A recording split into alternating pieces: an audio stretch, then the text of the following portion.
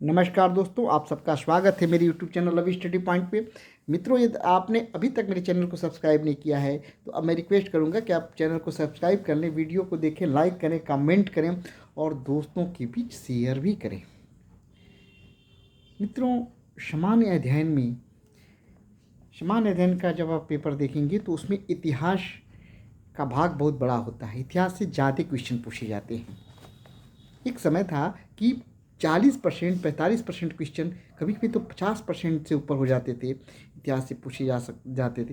लेकिन अभी भी इतिहास का जो पोर्शन है वो ज़्यादा है। इतिहास के बारे में मैंने एक वीडियो बनाया था जिसमें मैंने बताया कि इतिहास की तैयारी कैसे करें। मैंने बुक्स के बारे में बताया था। आप प्राचीन इतिहास की तैयारी एनसीईआरटी की बुक्स से या से केसी श्रीवास्तव को पढ़ सकते हैं, जहाँ श्री माली सर की किताब को पढ़ सकते हैं। और प्रारंभिक परीक्षाओं के लिए आपको फैक्ट्स, तथ्यों का एक संकलन इकट्ठा करना होता है। आप एक तथ्यों का संकलन की जगह इकट्ठा कर लेंगे तो आपके लिए उपयोगी होगा। इसी उसमें जो है, मैं अभी तक कुछ वीडियो बनाया हूँ जिसमें मैंने मौर्य साम्राज्य की जानकारी दिया आपको, मौर्य साम्राज्य की राजनीतिक इतिहास की जानकारी दिया हूँ। आप उन वीडियो को जाके देख सकते हैं। मैं डिस्क्रिप्शन बॉक्स में आपको लिंक भी दे दूँगा। आज मैं उसके आगे बढ़ता हूँ और एक प्रमुख साम्राज्य गुप्त वंश के बारे में कुछ बातें आपसे करना चाहूँगा, कुछ बताना चाहूँगा आपको। मैं मित्रों अपनी इस वीडियोज में केवल कम्पिटिटिव अप्रोच से ही मैं बात करता हूँ। कम्पिटिटिव एग्जाम में जिस तरह के क्वेश्चंस पूछे जाते हैं मैं उनकी बातें ही बताता हूँ। मैं जब मौर्य वंश की बात कर रहा था तो मैंने बताया कि भारत में मौर्यों ने एक राजनीतिक एकता स्थापित किया और चंद्रगुप्त मौर्य ने बड़े विस्तृत साम्राज्य का विस्तार किया, जिसका विस्तार अगर आप देखेंगे तो ईरान से लेके बंगाल तक था। बहुत ही लंबा, बहुत ही विस्तृत साम्राज्य था। उधर कश्मीर से लेके और आप दक्षिण में चले जाएं तो मैसूरू तक उसका विस्तार था। लेकिन मौर्य वंश के पतन के बाद मौर्य वंश का जो अंतिम शासक था बृहद्रथ था। अशोक के बाद मौर्य वंश कमज़ोर होने लगा और धीरे धीरे वो पतन की तरफ बढ़ने लगा। कोई इस तरह का कोई कुशल सम्राट नहीं हो सका, कुशल शासक नहीं हो सका जो मौर्य वंश के पतन को रोक सके। और अंततः मौर्य वंश की जो अंतिम शासक थे बृहद्रथ की, उनके ही एक पदाधिकारी पुष्यमित्र शुंग ने हत्या करके शुंग वंश की स्थापना की। मौर्य वंश के बाद जो राज्य आए वो एक मतलब उनका एक विस्तृत साम्राज्य नहीं था। कोई उत्तर में शासन कर रहा था, मतलब टुकड़ों में बटा हुआ था, बहुत सारे शासक थे। बाद में जब आप देखेंगे तो कुषाण एक आए। कुषाण, कनिष्क का नाम आपने सुना होगा। कनिष्क कुषाण वंश के प्रमुख शासक थे। कुषाणों ने उत्तर में और दक्षिण में सातवाहनों ने एक शक्तिशाली साम्राज्य की स्थापना किया। कुषाणों ने उत्तर में और सातवाहनों ने दक्षिणापथ और दक्षिण में एक विस्तृत और शक्तिशाली साम्राज्य की स्थापना किया।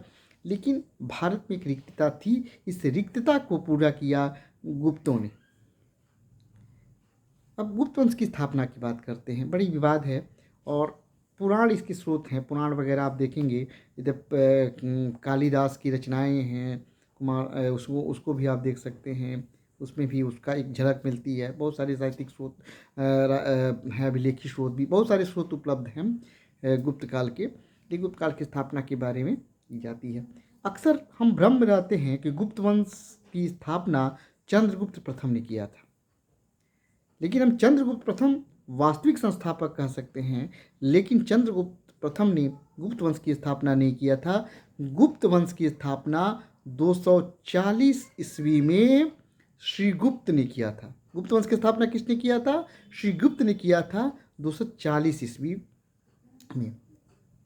अब 240 ईस्वी से लेकर 280 ईस्वी तक श्रीगुप्त ने शासन किया। मध्य प्रदेश का जो भाग होता है, इनका मेन वही इनका जो कार्य क्षेत्र का होता है। इसके अलावा इनका विस्तृत साम्राज्य था।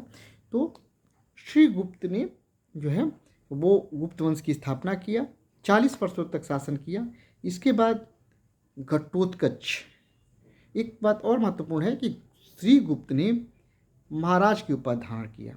श्रीगुप्त ने जो उपाधि धारण किया था वो महाराज की उपाधि धारण किया। उसके बाद घटोत्कच घटोत्कच आया, जो उनका उत्तराधिकारी था श्रीगुप्त का, वो दूसरा शासक था। उसने 280 ईस्वी से लेके 319 ईस्वी तक शासन किया।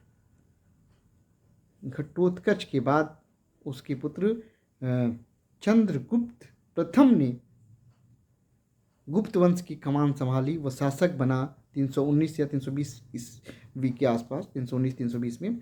तो उसने गुप्त वंश की प्रतिष्ठा को चरम पे पहुंचा दिया। उसके समय गुप्त वंश का व्यापक विस्तार हुआ। इसलिए चंद्रगुप्त को कभी कभी वास्तविक संस्थापक कहा जाता है। ये प्रश्न उठता है कि गुप्त वंश की वास्तविक स्थापना किसने किया, तो ये कहा जाता है गुप्त वंश की वास्तविक स्थापना चंद्रगुप्त प्रथम ने ही किया था। चंद्रगुप्त प्रथम बहुत ही प्रतापी राजा था। उसने अपने राज्य का व्यापक विस्तार किया। चंद्रगुप्त ने राज्य का व्यापक विस्तार किया। अब चंद्रगुप्त के बाद समुद्रगुप्त शासक बना, जिसे भारत का नेपोलियन भी कहा जाता है। और समुद्रगुप्त के बाद चंद्रगुप्त द्वितीय या चंद्रगुप्त विक्रमादित्य, जिनके नवरत्न आज भी प्रसिद्ध हैं। ये इसके अलावा और भी महत्वपूर्ण शासक थे, मैं अलग अलग जिक्र करूँगा। लेकिन आज हम बात करते हैं चंद्रगुप्त की समय की। चंद्रगुप्त प्रथम 319 ईस्वी से लेकर 335 ईस्वी तक शासन किया और उसने गुप्त वंश की साम्राज्य को एक काफ़ी विस्तार दिया और एक सशक्त साम्राज्य के रूप में उसको स्थापित कर दिया। चंद्रगुप्त प्रथम ने एक नए संवत की शुरुआत किया। चंद्रगुप्त प्रथम ने एक नए संवत का शुरुआत किया, जिसे गुप्त संवत कहा जाता है। गुप्त संवत का प्रारंभ चंद्रगुप्त प्रथम की राजगद्दी राजाभिषेक से है। चंद्रगुप्त प्रथम का राजाभिषेक 319 ईस्वी में हुआ और इसी से गुप्त संवत का भी जो प्रारंभ होता है 319-320 ईस्वी से माना जाता है। आपको इसे एक और संवत है शक संवत। शक संवत के बारे में, ये 78 ईस्वी के में कनिष्क के समय शुरू हुआ था। तो गुप्त संवत, एक प्रश्न उठता है कि गुप्त संवत और शक संवत के बीच कितने वर्षों का अंतर है। तो गुप्त संवत 319 ईस्वी और शक संवत 378 ईस्वी, तो दोनों के बीच जो अंतर हुआ वो 241 वर्षों का अंतर है। गुप्त संवत और शक संवत में 241 वर्षों का अंतर है। बहुत इंपॉर्टेंट है, कई बार परीक्षा में पूछा जा चुका है। अगर मुद्रा साक्ष्यों को देखा जाए तो उससे स्पष्ट होता है कि जो चंद्रगुप्त प्रथम ने है वो लिच्छवी राजकुमारी कुमार देवी से विवाह किया था। चंद्रगुप्त की विवाह किससे हुआ था? लिच्छवी राजकुमारी कुमार देवी। लिच्छवियों की उसमें काफ़ी प्रतिष्ठा थी, तो लिच्छवियों से विवाह करने से इस वंश की प्रतिष्ठा और भी स्थापित हो गई। एक चीज़ और महत्वपूर्ण है कि चंद्रगुप्त प्रथम ही था जिसने सर्वप्रथम महाराजाधिराज की उपाधि, क्योंकि उससे पहले जो गुप्त वंश के शासक थे महाराज की उपाधि धारण करते थे। चंद्रगुप्त प्रथम ने महाराजाधिराज की उपाधि धारण किया और गुप्त वंश में सर्वप्रथम चंद्रगुप्त प्रथम ने रजत मुद्राओं का प्रचलन करवाया था। गुप्त वंश में रजत मुद्राओं का प्रचलन किसने करवाया था? चंद्रगुप्त प्रथम ने। ये प्रश्न भी पूछा जाता है कि गुप्त वंश में रजत मुद्राओं का सर्वप्रथम प्रचलन किसने प्रारंभ कराया था? तो गुप्त वंश में जो है सर्वप्रथम चंद्रगुप्त प्रथम ने ही रजत मुद्राओं का प्रचलन प्रारंभ किया था। 335 ईस्वी तक चंद्रगुप्त ने शासन किया। 335 ईस्वी में उसकी मृत्यु के बाद समुद्रगुप्त चंद्रगुप्त प्रथम का उत्तराधिकारी बना। और समुद्रगुप्त इसलिए जाना जाता है कि समुद्रगुप्त के समय गुप्त वंश का अधिक विस्तार हुआ। मुझे उम्मीद है कि आपको जानकारी अच्छी लगी होगी। यदि जानकारी अच्छी लगी तो वीडियो को लाइक करें, कमेंट करें, दोस्तों को भी शेयर करना ना भूलें। नमस्कार दोस्तों।